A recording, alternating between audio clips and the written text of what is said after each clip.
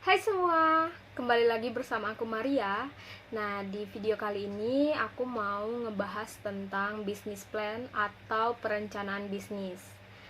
Gimana? Kalian udah pada tahu belum? Nah, di video kali ini aku bakal ngebahas bagaimana sih cara membuat bisnis plan dan apa aja komponen-komponen yang terdapat di dalam membuat bisnis plan tersebut. Jadi, yuk langsung aja kita bahas. Meginson, bisnis plan itu merupakan suatu rencana tertulis yang memuat mini dan tujuan bisnis, cara kerja dan rincian keuangan atau permodalan, susunan para pemilik dan manajemen, dan bagaimana cara tujuan bisnisnya. Jadi, sebelum kita membangun sebuah bisnis atau usaha, tentunya kita harus merencanakan terlebih dahulu dengan detail dan secara jelas ya, karena gimana kita tahu mau melakukan apa selanjutnya kalau kita tidak tahu dan tidak merencanakannya. So, perencanaan itu sangat penting dalam mendirikan suatu usaha. Nah, lalu komponen apa aja yang perlu diperhatikan di dalam membuat bisnis plan? Langsung aja. Jadi, membuat bisnis plan itu yang pertama bisa kita lihat, rencana bisnis harus sesuai dengan pedoman secara umum terkait bentuk dan konten. Setiap bagian harus menyertakan elemen spesifik dan menjawab pertanyaan yang mungkin besar akan ditanyakan oleh pembaca bisnis plan Anda. Nah, di dalam bisnis plan itu ada komponen-komponennya, kayak yang pertama, halaman judul. Jadi kalian kalau membuat bisnis plan harus ada judulnya. Usaha apa, misalnya usaha apa yang mau kalian buat. Terus kalian juga harus buat alamat, nomor telepon, email, dan juga situs web kalian kalau kalian udah buat situs webnya. Terus kalian juga harus buat kapan sih usaha itu mau beroperasi gitu, biar yang membaca itu paham dan usaha kalian itu terlihat memang profesional gitu, jadi nggak main-main. Yang kedua itu ada executive summary, yang dimana maksudnya itu ngeringkas alasan kalian untuk membuat bisnis plan itu. Jadi kalian langsung aja ngeringkas poin-poin yang mau kalian dapatkan.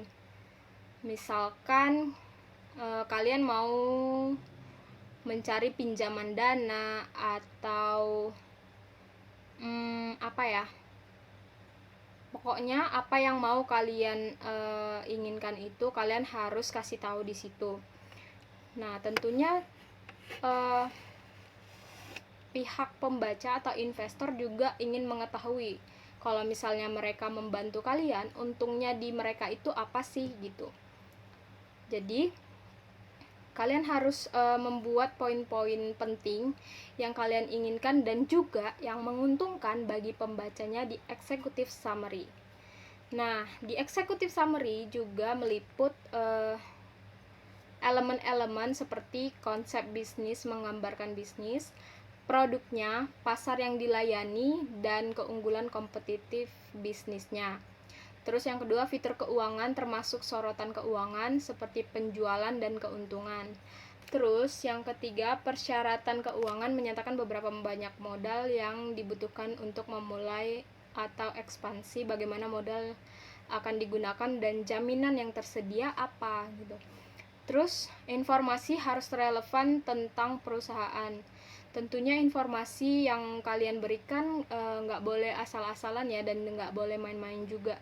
Jadi informasinya harus benar-benar real. Terus prestasi besar menunjukkan hal-hal yang perlu diperhatikan seperti hak paten dan uji coba pemasaran. Lalu yang kedua, deskripsi bisnis. Terus di dalam deskripsi bisnis ini kalian harus menjelaskan secara singkat tentang industri. Pada saat mendeskripsikan industri, diskusikan apa yang terjadi saat ini dan juga prospek di masa mendatang. Lakukan riset yang diperlukan sehingga kita dapat memberikan informasi tentang semua berbagai pasar dalam industri, termasuk referensi untuk produk baru atau perkembangan yang dapat menguntungkan atau menghambat bisnis kita. Jadi di dalam deskripsi bisnis ini kita juga harus meneliti nih apa ya yang bisa menghasilkan untung di masa mendatang dan juga apa yang bisa membuat bisnis kita menjadi terhambat gitu. Makanya perlunya merencanakan bisnis itu supaya kita tahu langkah-langkah kita selanjutnya dan juga di mana usaha kita akan berjalan gitu loh. Terus yang selanjutnya deskripsi produk atau layanan. Ketika menggambarkan produk atau layanan, pastikan pembaca memiliki gagasan yang jelas tentang apa yang kita tuliskan. Jelaskan bagaimana orang menggunakan produk atau layanan berbeda dari yang lain di pasaran. Jelaskan juga secara spesifik apa yang membedakan bisnis kita dari para pesaing. Tentunya kalau usaha itu pasti kita punya kompetitor ya. Jadi kita tuh harus jelas menuliskan di dalam bisnis plan itu kalau misalkan orang menggunakan produk kita, apa nih yang menguntungkan untuk mereka dan kenapa mereka harus pakai produk kita, dan juga kenapa mereka harus memilih produk kita daripada produk yang lain gitu loh. Kalian harus memberitahu keuntungan-keuntungan untuk mereka. Terus analisis pasar. Nah, ini juga termasuk salah satu komponen yang penting. Analisis pasar membantu untuk menentukan prospek dan membantu untuk menetapkan strategi penetapan harga, distribusi, dan promosi yang akan memungkinkan perusahaan menjadi sukses di hadapan pesaing kita, baik dalam jangka pendek ataupun jangka panjang. Nah, kita juga harus menganalisis pasar dengan mendefinisikan pasar dalam hal ukuran, demografi, struktur, prospek pertumbuhan, tren yang sedang berlangsung, dan potensi penjualan. Lalu, tentukan seberapa sering produk atau layanan kita akan dibeli oleh target pasar. Kemudian, cari tahu potensi pembelian tahunan dan cari tahu berapa persen dari jumlah tahunan yang dapat dicapai. Nah, analisis pasar ini seperti yang tadi aku bilang ya, itu sangat penting. Jadi kita harus tahu brand kita ini atau produk kita ini sasarannya ke siapa gitu. Terus prospeknya seperti apa. Terus kita juga harus mengikuti tren yang sedang berlangsung gitu loh. Jadi produk kita bisa relevan dengan tren yang sedang berlangsung itu. Terus selanjutnya ada analisis kompetitif. Nah, tujuan dari analisis ini untuk menentukan kekuatan dan kelemahan para pesaing di pasar kita, strategi bisnis yang akan memberikan keuntungan yang berbeda, dan hambatan yang dapat dikembangkan untuk mencegah persaingan memasuki pasar kita. Yang pertama yang harus dilakukan yaitu menganalisis pesaing, mengidentifikasi persaingan langsung dan tidak langsung untuk bisnis kita, baik sekarang maupun masa mendatang. Lalu setelah kita mengelompokkan, analisis lagi strategi pemasaran mereka dan identifikasi area yang rentan mereka dengan memeriksa kekuatan dan kelemahan mereka.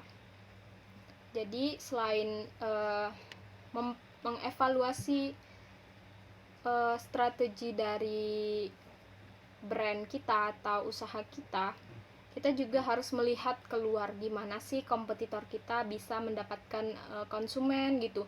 Jadi kita harus mengidentifikasi atau menganalisis strategi-strategi mereka gitu, supaya kita tahu kekuatan dan kelemahan mereka tuh apa gitu, dan itu kan bermanfaat juga untuk usaha kita gitu.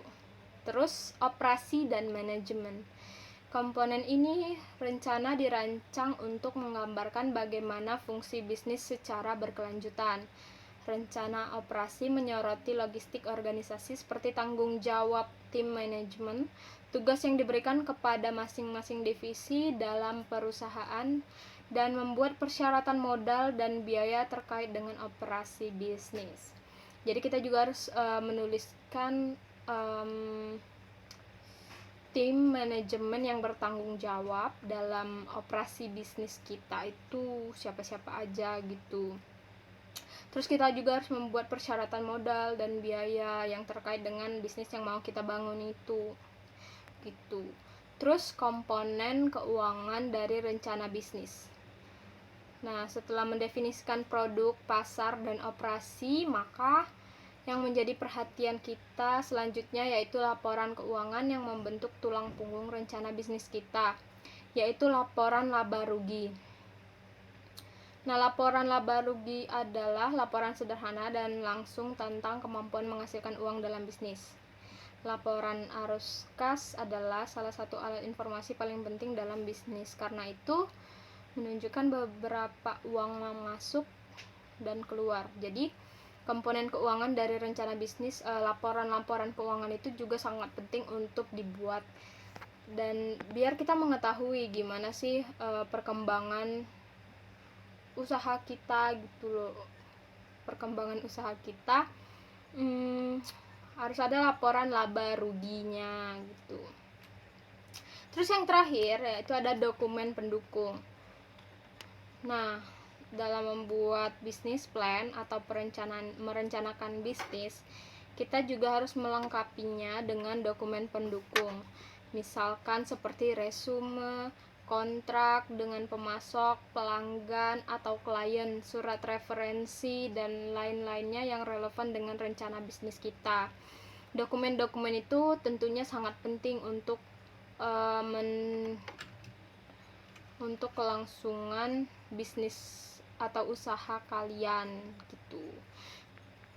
Jadi itu aja yang bisa aku jelaskan mengenai bisnis plan. Kalian juga bisa membaca topik-topik lain mengenai bisnis, cara membangun bisnis ataupun strategi-strategi bisnis di dalam blog aku. Nih, namanya Maria's Blog.